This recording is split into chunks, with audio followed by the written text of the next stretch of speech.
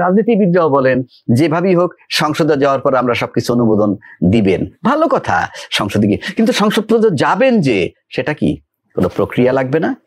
Of course আপনার প্রক্রিয়া লাগবে। সেই সংসদ পর্যন্ত যাওয়ার জন্য যে প্রক্রিয়া, সেটার জন্য আপনাকে আদালতের শরণাপন্ন হতে হবে, নয়তো আপনাকে সমস্ত রাজনৈতিক দলের সাথে ঐক্যমত্যের ভিত্তিতে একটা জায়গায় পৌঁছাতে হবে। যেহেতু আপনি একটা স্বাধীন প্রতিষ্ঠান, আপনাকে নির্বাচন করার জন্য বলা হয়েছে, এখন বলটা হইল আপনার কোর্টে এবং টোটাল সিদ্ধান্তটা আপনাকে নিতে হবে। আপনি কিভাবে এই পরিস্থিতি মোকাবেলা করবেন। বর্তমান বাংলাদেশের সবচেয়ে আলোচিত বিষয় এখন নির্বাচন 2026, যেটা 2026 সালের ফেব্রুয়ারিতে হবার কথা। হ্যাঁ, সবাই এখন নির্বাচনের ট্রেনে, অন্তত যারা নির্বাচনের পক্ষে আছেন। যারা বিপক্ষে আছেন তাদের কথা আমি বলছি না, অনেক দল নির্বাচন নিয়ে নানান কথা বলছে, সেটা আমার কাছে এখন মুখ্য বিষয় নয়। আজকে আমার আলোচনার অন্যতম বিষয়টাই হচ্ছে এই যে নির্বাচন, একটা গণতান্ত্রিক দেশে নির্বাচন হবে, নির্বাচিত সরকারের কাছে দেশ যাবে, এটাই স্বাভাবিক।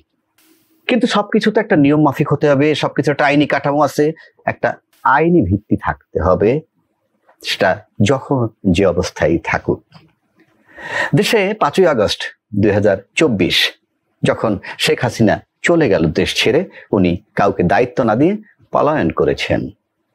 যেই সংবিধানে বলা ছিল না পলায়ন করলে পরে কি হবে, ঠিক তখন দায়িত্ব নিয়েছিলেন আমাদের সেনাপ্রধান। তারপরে ইউনূস সাহেব 8ই আগস্ট ওথ নিলেন।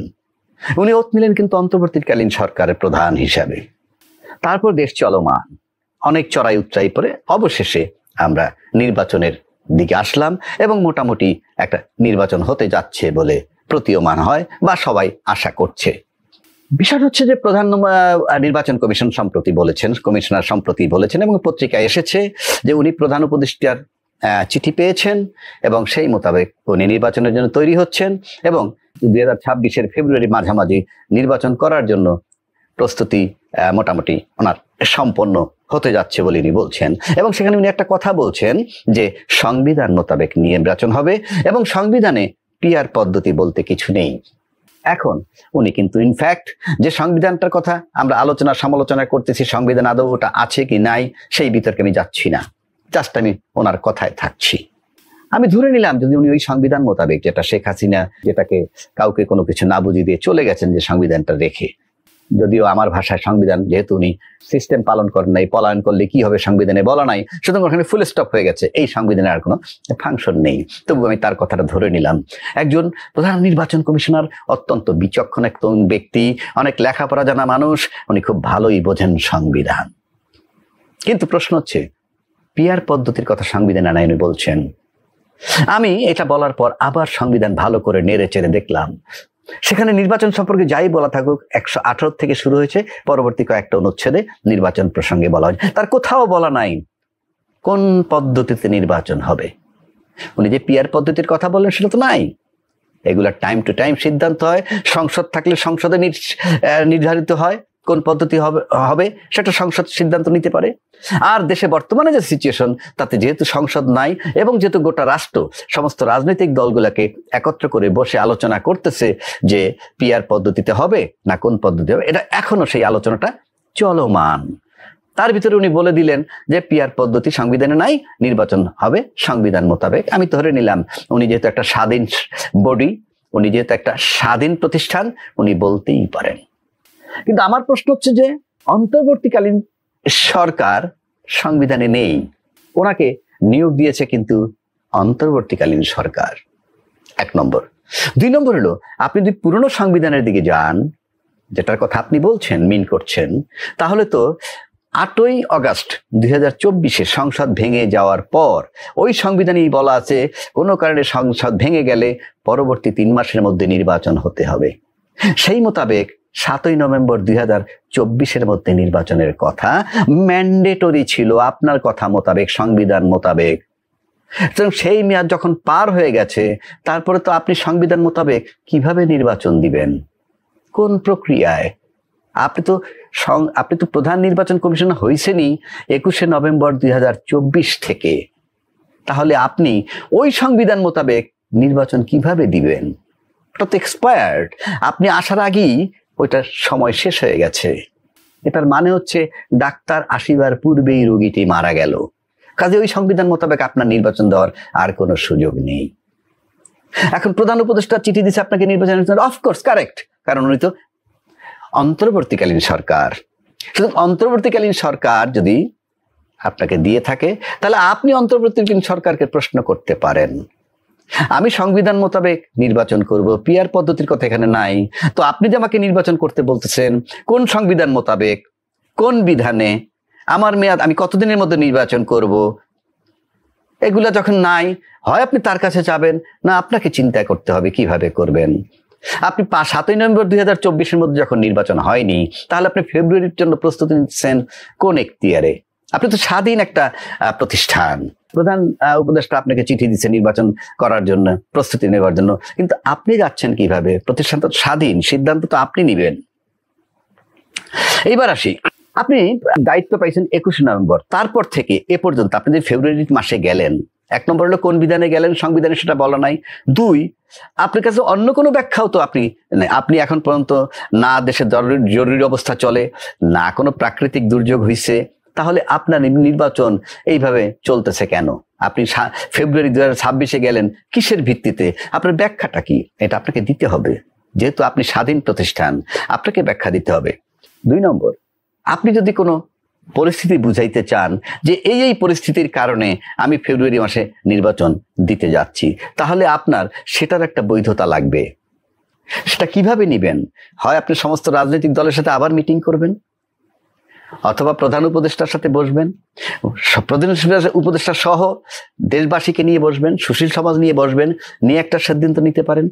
আপনি ওখানে যেতেই পারবেন না, যেহেতু আপনি সংবিধানের কথা বলছেন, আপনি সংবিধান মোতাবেক টাইম আপনার শেষ, নির্বাচন দেওয়ার মেয়াদ আপনার শেষ হয়ে গেছে। সুতরাং আপনাকে পুনরায় এই যেভাবে সরকারটা বসার পর নানান রাজনৈতিক দলের সাথে আলাপ আলোচনা করতেছে, সেভাবে আপনার একটা বৈধতা অবশ্যই নিতে হবে। দ্বিতীয় কথা হইল, আপনাকে কোনো নির্বাচিত প্রধানমন্ত্রীও নিয়োগ দেয় নাই, কিংবা তত্ত্বাবধায়ক সরকার যেটা ফেরত আসছে এখনো সংবিধানে সংযোজিত হয় নাই, এমনকি কোনো তত্ত্বাবধায়ক সরকারও আপনাকে নিয়োগ দেয় নাই যদি বলে থাকি, তাহলে আপনি তখন সংবিধান মোতাবেক নিয়োগপ্রাপ্ত লোকই না।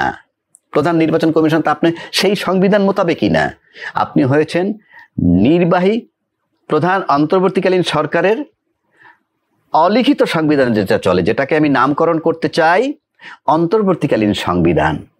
এই সংবিধানের ভিতরে এই সমস্ত কিছু ঢুকাইতে হবে, এমনকি আপনি যে নির্বাচন কমিশনার নিয়োগ দিয়েছে সেটা ওটার ভিতরে ঢুকাইতে হবে যে এই অন্তর্বর্তীকালীন সরকারের মেয়াদ হবে 8ই অগাস্ট 2024 থেকে 30 জুন 2026 পর্যন্ত, এবং এই সরকার একজন নির্বাচন কমিশনকে নিয়োগ দিবেন, নির্বাচন কমিশনার সহ পুরা নির্বাচন কমিশনার সহ নিয়োগ দিবেন এবং নির্বাচন করবেন, এবং ওই সময়ের মধ্যে নির্বাচন করে যাবেন, এবং ওটার ভিতরে টাইম ফ্রেম থাকবে যে নির্বাচন কমিশন দায়িত্ব পাওয়ার পর থেকে এতদিনের মধ্যে নির্বাচন করবেন। এগুলা যদি আপনারা সন্নিবেশিত না করেন, অর্থাৎ সেই জুলাই ঘোষণাপত্র সেটা সংশোধন আকারে আনতে হবে জুলাই ঘোষণাপত্রের মধ্যে, যে হ্যাঁ এগুলা করতে হবে, তাইলেই আপনার নির্বাচন দেওয়াটা বৈধ হবে, এবং তখন আপনি বলতে পারবেন যে আমি অন্তর্বর্তী সরকারের অধীনে অন্তর্বর্তীকালীন সংবিধান মোতাবেক আমি ফেব্রুয়ারিতে নির্বাচন দিচ্ছি বা তারিখ ঘোষণা করছি, এটা আপনাকে বলতে হবে। সবচেয়ে বড় কথা হলো যে আপনি যেহেতু 21শে নভেম্বর 2024-এ নিয়োগ পেয়েছেন প্রধান নির্বাচন কমিশনার হিসাবে বা কমিশনার সহ, সুতরাং ওই সংবিধান মোতাবেক 3 মাসের যে সময় ছিল সেটা আপনি পার করে ফেলেছেন। আপনার ওই সংবিধানে যদি আপনি থাকেন, ধরে নেন আপনার কি অধিকার আছে সেই সংবিধানের গাইডলাইন লঙ্ঘন করার? সুতরাং আপনি কোনো ফর্মেই নির্বাচন ওই 7ই নভেম্বর 2024-এর পরে এই যে দিতে যাচ্ছেন আপনি পারেন না। এখন আপনি বলতে পারেন উপায়টা কি? উপায় অবশ্যই আছে।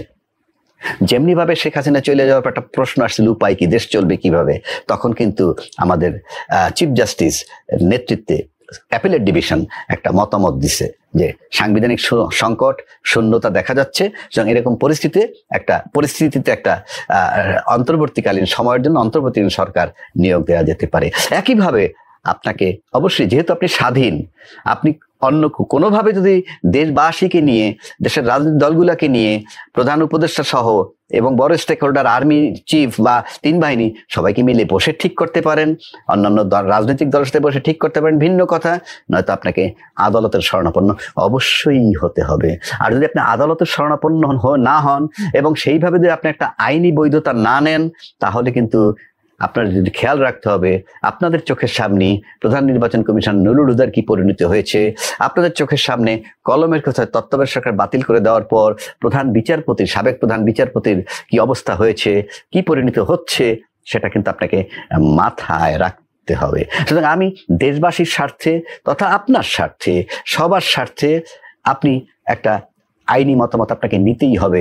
অনেকেই বলেন, রাজনীতিবিদরাও বলেন, যেভাবেই হোক সংসদে যাওয়ার পর আমরা সবকিছু অনুমোদন দিবেন। ভালো কথা, সংসদে গিয়ে, কিন্তু সংসদ পর্যন্ত যাবেন যে, সেটা কি কোনো প্রক্রিয়া লাগবে না? অফকোর্স আপনার প্রক্রিয়া লাগবে।